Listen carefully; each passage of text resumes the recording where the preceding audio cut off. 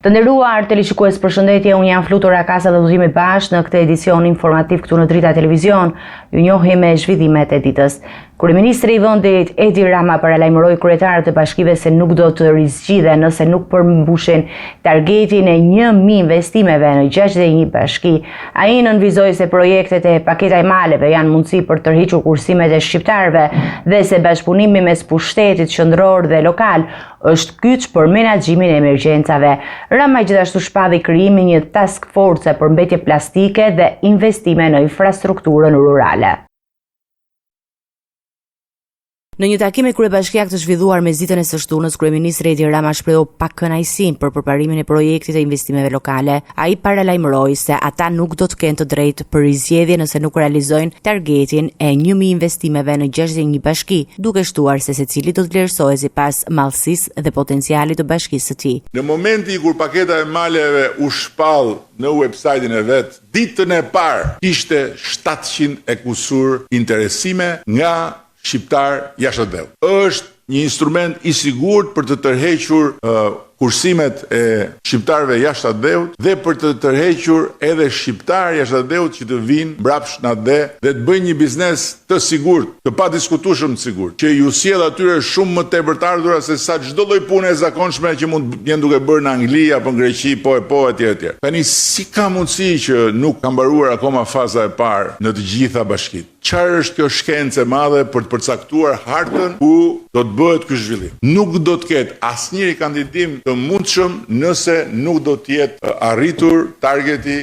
i këtij projekti. Kreu i qeverisë e sheh bashkëpunimin mes pushtetit qendror dhe atij lokal si element kryesor për zgjidhjen e problemeve të shkaktuara nga rreshtet e shumta dhe përmirësimin e infrastrukturës. Ai kritikoi sjelljen e ndotës dhe të natyrës dhe njoftoi krijimin e një task force për menaxhimin e mbetjeve plastike, ndërkohë që prezantoi fonde të siguruara nga Emiratet e Bashkuara Arabe në vlerë 20 milion euro për investime në sistemin e kullimit dhe pastrimit të kanaleve kryesore.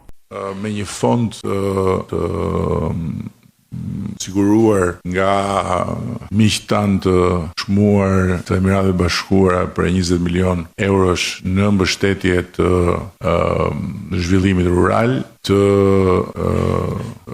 blejmë një sasi domethënëse mjetesh që vendosen në shërbim të ullimit, në shërbim të pastrimit të gjithë kanaleve ulluese kryesore dhe që të funksionojnë i pas nevojave të bashkive. Prerazi tha se tokat shtetërore do të jepen vetëm për shërbime hotelerie. Në rast se në një zhvillim caktuar ka një rezort turistik dhe aty ka i pjesë shtetërore, nuk bën vaki më që pjesa shtetërore të jepet për vila, e të jepet për pishina, të jepet për këto historira, po vetëm për hoteleri. Asgjë tjetër. Çdo gjë tjetër është merr pjesën që kërkon dhe them mbrapsht dhe paguaj kokër më kokër atë që ja paguan edhe privatit. Në këtë drejtim bashkit mund të marrin një rol të rëndësishëm. Në bashkëpunim me AIC-n mund të bëjnë projekte dhe mund të bëjnë zhvillime të jashtëzakonshme me përfitim. Përfitim që shkon nga ndërtimi i aseteve publike, që do të thotë zyra, do të thotë shkolla, kopshte, qerdhe etj. Deri tek përfitimi i të ardhurave të drejtë për drejta. Kapitulli i mjedisit mbetet kryesfidë në procesin e negociatave, ndaj urdhrat e kryeministrit ishin të prera për çdo që operon si biznes në fushën e mjedisit dhe sigurisë ushqimore. Je pjesë e një tregu me 450 milion njerëz dhe do t'i nënshtrohesh atij tregu. Pra nuk mundet dikush në Dibër apo në Gjirokastër të thotë unë nuk i nënshtrohem rregullave të tregut shqiptar dhe unë do t'i therr baktit te trotuari i shtëpisë time. Pse? Sepse kjo nuk lejohet në Shqipëri. Nuk kanë asnjë rrugë tjetër përveç se të ulin qepenin.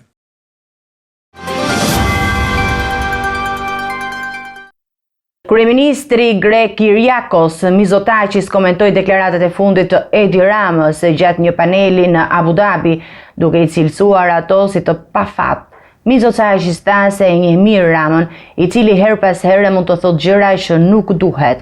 Ai shtoi se deklarata është korrigjuar dhe se fokusi duhet të mbetet te marrëdhëniet mes Shqipërisë dhe Greqisë. Deklaratat e kryeministrit shqiptar Edi Rama gjatë një paneli në Abu Dhabi, ku ju drejtua gazetarit greko-amerikan John Defterios, shkaktuan reagime dhe debate në mediat greke. Rama i kishte thënë gazetarit pas një keqkuptimi me emrin e tij se Greqia nuk ka monopol mbi filozofinë dhe nuk është trashëgimtare drejt për drejt e Platonit dhe Aristotelit, një koment që u interpretua si sfidues dhe i papërshtatshëm nga disa analistë në mediat në Athinë. Kryeministri grek ka zgjedhur të qetësojë situatën duke thënë se një mirë Ramën dhe mënyrën e tij të shprehurit. Shpesh i shpëtojnë fjalë që nuk duhet të thuhen. Të herë bëri një gabim dhe e kuptoi. Deklarata ishte e pafat, por është korrigjuar, tha Mitsotakis, duke bërë të qartë se nuk dëshiron që një situatë e izoluar të tensionojë marrëdhëniet mes dy vendeve. Reagimi i Mitsotakis vjen gjithashtu edhe për të shmangur keqkuptimet dhe për të ruajtur dialogun mes Athinës dhe Tiranës, sidomos në një moment kur bashkëpunimi ekonomik dhe kulturor mes dy vendeve ka rëndësi. Rama nga ana e tij sqaroi më parë se komenti i tij ishte thjesht humor miqësor dhe nuk ishte qëllim tendencioz. Ai po ashtu theksoi se tonet e tij nuk synonin të nxisnin polemika, por ishte pjesë e një debati kulturor dhe historik më të gjerë. Kryetari i Partisë Demokratike Sali Berisha ka përjashtuar kategorikisht çdo marrëveshje me Partinë Socialiste për ndryshime kushtetuese. Në një bashkëpunim virtual me ndjekësit, ai hodhi poshtë propozimin e kryeministrit Rama për reformën kushtetuese dhe ulje të numrit të deputetëve. Berisha paralajmëroi nisjen e protestave të gjata dhe paqësore brenda dhe jashtë vendit. Në një komunikim virtual me mbështetësit e tij, kreu i Partisë Demokratike Sali Berisha ka dhënë një përgjigje të prerë ndaj kryeministrit Edi Rama, duke theksuar se nuk do të ketë asnjë lloj kompromisi apo bashkëpunimi për ndryshimin e kushtetutës. Berisha deklaroi se çdo reformë ndërmarrë me qeverinë aktuale është sipas tij një iluzion, duke akuzuar Ramën për shkelje të rënda ligjore. Me Edi Ramën nuk ka asnjë kompromis. Edi Rama të jap dorëheqjen dhe të paraqitet para ligjit për të gjitha aktet e tij, vjedhjet e tij monstruoze. Sipas Berishës, protestat nuk do të kufizohen vetëm brenda Shqipërisë, por do të shtrihen edhe në diasporë, përmes organizimit të tubimeve pranë selive diplomatike shqiptare dhe institucioneve ndërkombëtare. Ne jemi partia që nuk synojmë, s'kemi synuar kur pushtetin me dhunë. Përkundrazi, kur këta e kanë marrë me dhunë pushtetin, ne i kemi përzonuar me votë. Ne besojmë se me një kryengritje paqësore të qëndrueshme është plotësisht e mundur largimi i tyre nga pushteti. Ndaj dhe duhet krijojmë një bindje të gjerë tek qendrështar, tek opozitar, tek të gjitha ata që duan të shpëtojnë Shqipërinë nga kjo e keqe, se një kryengritje e zgjatur, paqësore, është jetike dhe vendimtare për fatin e Shqipërisë, për shpëtimin nga kjo bandë, nga kjo organizatë kriminale të vendit. Në deklaratën e tij, Berisha ngriti edhe akuza për një bashkëpunim të fshehtë mes kryeministrit Rama dhe ish-përfaqësueses së lartë të Bashkimit Evropian Federica Mogherini, lidhur me projektin e Kolegjit të Evropës në Tiranë. Federica Mogherini, lobistja e Edi Ramës, ka një marrëveshje sekrete me Edi Ramën për kampusin e Kolegjit Evropian. Këta grabistin tokën e kampusit për studentë të Universitetit të Tiranës. Tokë e kadastruar dhe përcaktuar përfundimisht për kampusin e studentëve, për të cilin është bërë dhe projekti, për të cilin ishin përcaktuar dhe fondet, dhe në një marrëveshje korruptive të plot, këtë tokë Edi Rama e grabit së bashku me Mogherinin, dhe nuk dihet se çfarë fature kanë takspaguesit shqiptar dhe çfarë fature kanë takspaguesit evropian. Në përmbyllje, kreu i opozitës u shpreh i bindur se pranvera do të shënojë një moment kyç për ndryshime politike në vend.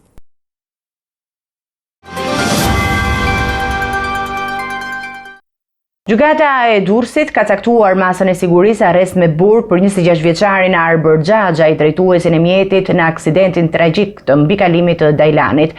Ngjarja i mori jetën 18 vjeçares Vikena Greku, ndërsa hetimit tregojnë se i riu ishte në gjendje të dehur dhe po lëvizte me shpejtësi të lartë. Ndërkohë, familjarët dhe të afërm i dhanë lam të mirën e fundit viktimës në fshatin Dyshnik të Beratit.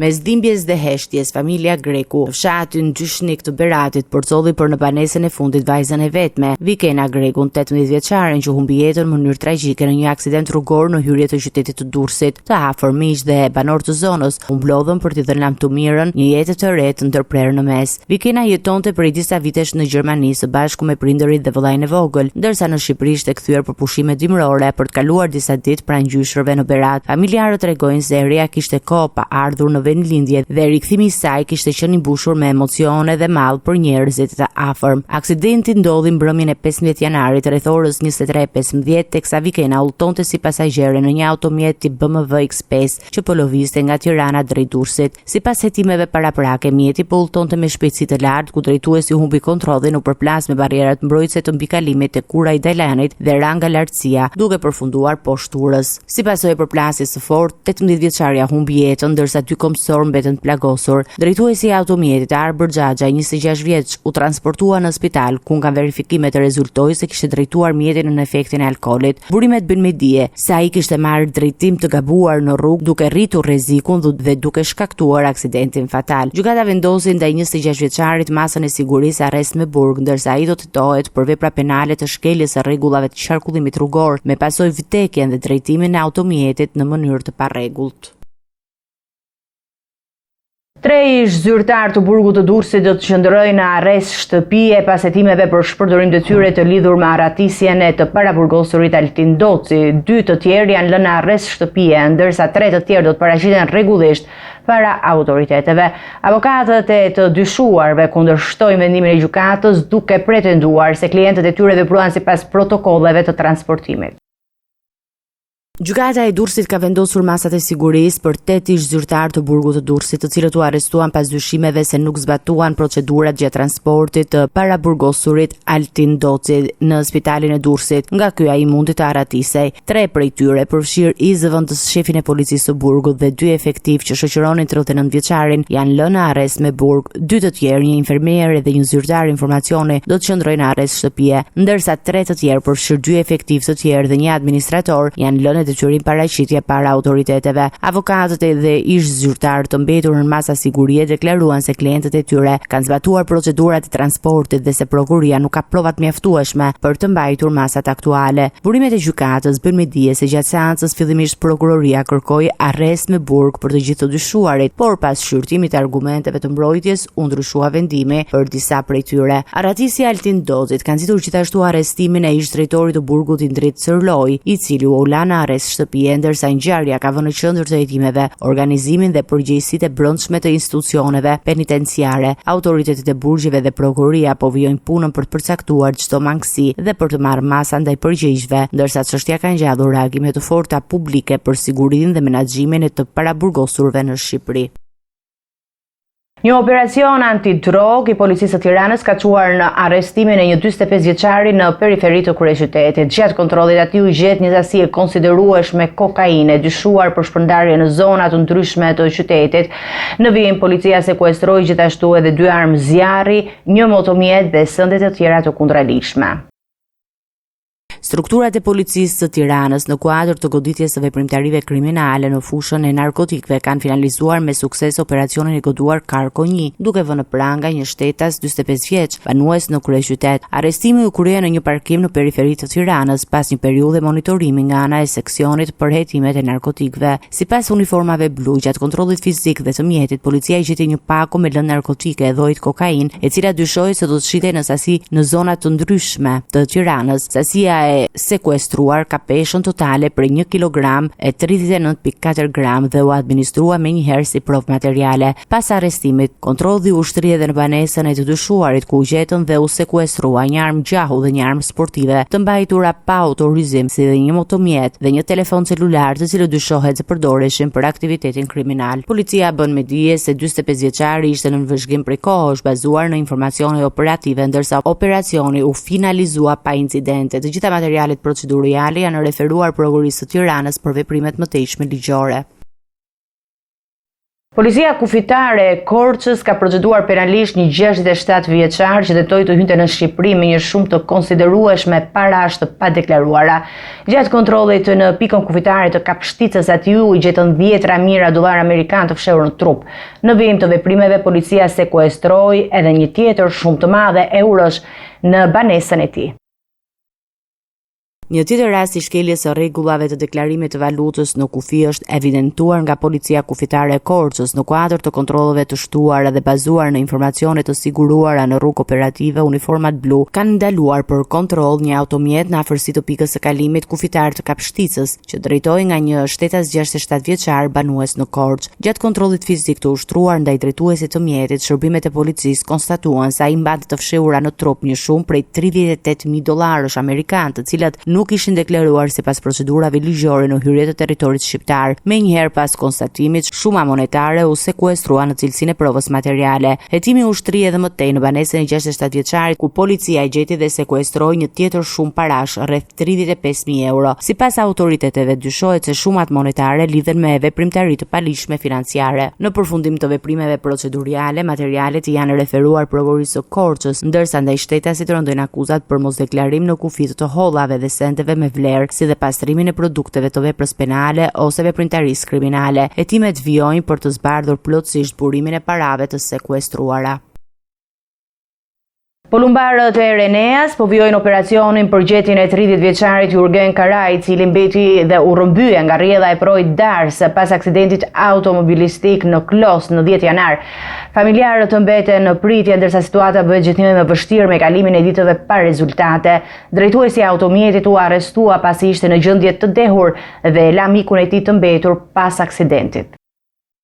Polumbarët e Reneas vijojnë kërkimet intensive në projin Dars për 30 vjeçarin Jurgen Karaj, i cili humbi kontaktin pas aksidentit të ndodhur në 10 janar. Autoritetet bëjnë me dije se operacioni do të vazhdojë edhe në ditët në vijim, ndërsa familjarët e të riut ndodhen në pritje dhe shpresojnë për gjetjen e tij, duke u përballur me ankth dhe shqetësim çdo ditë që kalon pa rezultat. Aksidenti ndodhi kur 30 vjeçari ishte pasagjer në automjetin tip BMW të drejtuar nga 24 vjeçari Andi Losha. Pas përplasjes, Losha mundi të dalë nga makina dhe mbijetoi, ndërsa 30 vjeçari u mor nga rrjedha e projit, duke e bërë kërkimin më të vështirë dhe të rrezikshëm. Policia arrestoi më pas Loshën, pasi u konstatua se drejtonte automjetin në gjendje të dehur dhe la pas mikun e tij të mbetur në rrezik. Autoritetet po përdorin të gjitha mjetet e mundshme, duke përfshirë pajisjet speciale dhe polumbarët e trajnuar për të rikuperuar personin e zhdukur. Operacioni konsiderohet me rrezik të lartë, ndërsa autoritetet theksojnë nevojën për bashkëpunim nga banorët e zonës dhe çdo informacion i mundshëm për vendodhjen e të riut. Një aksion i Byros Kombëtare të Hetimit dhe Policisë në Tiranë ka çuar në arrestimin e 10 personave të përfshirë në call center që mashtronin qytetarët e Bashkimit Evropian. Hetimet të koordinuara me autoritetet italiane zbuluan skema komplekse për fshehjen e gjurmëve të aktivitetit palishëm. 2 persona janë shpallur në kërkim si organizator kryesor të rrjetit, ndërsa janë sekuestruar kompjuter dhe materiale të lidhura me mashtrimin. Prej ditës së djeshme, autoritetet shqiptare vijojnë një operacion për goditjen e call centrave të palishëm në kryeqytet, të cilën mashtronin qytetarë të Bashkimit Evropian. Aksioni u zhvillua nga Byroja Kombëtare e Hetimit në bashkëpunim me SPAK dhe autoritetet italiane, duke shtrirë kontrollet në disa kulla luksoze në Tiranë. Gjatë aksionit, 10 persona u arrestuan, ndërsa 2 të tjerë, të cilët konsiderohen organizator kryesor të rrjetit, janë shpadhur në kërkim. Policia sekuestroi kompjutera, dokumente dhe pajisje të tjera që dyshohet se lidhen me mashtrimet, ndërsa hetimet po udhëhiqen nga prokurori i SPAK-ut Enet Nakuçi dhe një prokuror i huaj. Sipas hetimeve, grupi përdorte skema të sofistikuara për të humbur gjurmët e aktivitetit të tij, duke ndryshuar her pas here ambientet ku operonte. Investigimi u përforcua nga një hetim i mëparshëm i emisionit italian Lejene, ku një person i infiltrua si operator në një nga call centerat, kur zbarkoi BKH-ja, aktiviteti palishëm ishte zhdukur. Hetimet tregojnë gjithashtu për përfshirjen e një polici italian si rekrutues, i cili dërgonte të rinjt për të punuar si operator në call centerat mashtruese të shpërndarë në Shqipëri, Çipro dhe Maltë. Autoritetet theksojnë se ky rrjet kishte një strukturë të organizuar dhe kishte krijuar për të manipuluar qytetarë në mënyrë sistematike, duke përdorur teknika të sofistikuara për të fshehur aktivitetin e tij kriminal.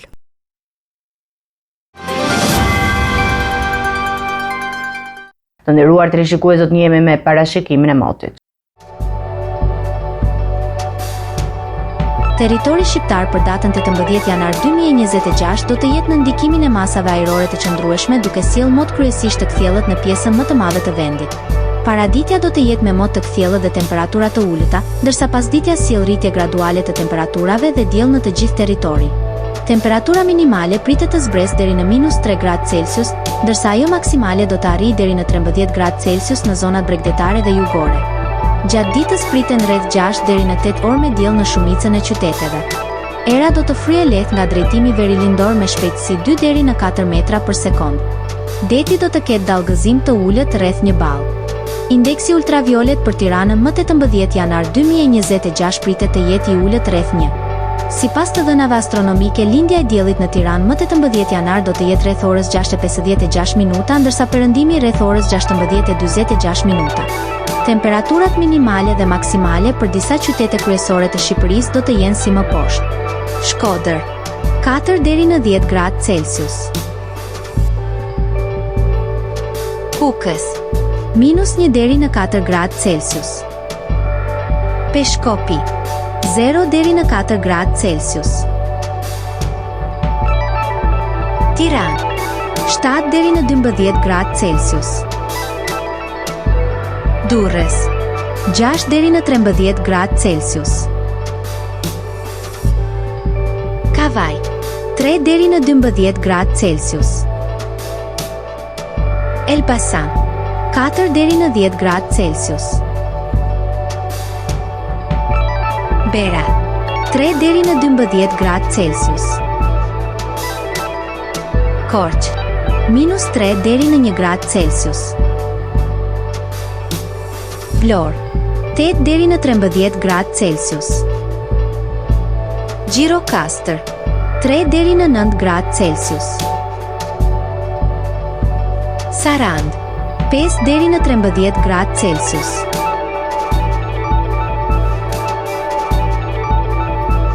Territori i Kosovës për datën 18 janar 2026 do të jetë në ndikimin e masave ajrore të ftohta dhe të qëndrueshme, duke sjellë mot kryesisht të kthjellët. Paraditja do të jetë me temperatura shumë të ulëta, ndërsa pasditja vijon me mot me diell në shumicën e qyteteve. Temperatura minimale pritet të zbresë deri në -7 gradë Celsius, ndërsa ajo maksimale do të arrijë deri në 5 gradë Celsius. Era do të fryejë lehtë nga drejtimi verilindor me shpejtësi 2 deri në 3 metra për sekond. Indeksi ultraviolet për Prishtinën më 18 janar 2026 pritet të jetë i ulët rreth 1. Sipas të dhënave astronomike, lindja e diellit në Prishtinë më 18 janar do të jetë rreth orës 6:54 minuta, ndërsa perëndimi rreth orës 16:37 minuta. Temperaturat minimale dhe maksimale për disa qytete kryesore të Kosovës do të jenë si më poshtë. Mitrovica -6 deri në -2 gradë Celsius. Podujev -7 deri në 1 gradë Celsius. Skënderaj -6 deri në 2 gradë Celsius. Pej -4 deri në 4 gradë Celsius. Prishtinë -6 deri në 2 gradë Celsius. Gjakov -4 deri në 5 gradë Celsius. Malishev -4 deri në 4 gradë Celsius. Gjilan -6 deri në 3 gradë Celsius. Ferizaj -5 deri në 3 gradë Celsius. Kaçanik -4 deri në 2 gradë Celsius. Suhare -4 deri në 5 gradë Celsius. Prizren -2 deri në 3 gradë Celsius. Ishte gjithçka e përgatitur në këtë edicion informativ. Për më shumë zhvillime klikoni në faqen tonë zyrtare drita.tv, mund na ndiqni edhe në rrjetet sociale Facebook, Instagram, YouTube, ku jemi me përditësime në çdo kohë. Vazhdoni të qëndroni në shoqërinë e televizionit Drita, bashkë me ju takofshim në edicionin e ardhshëm.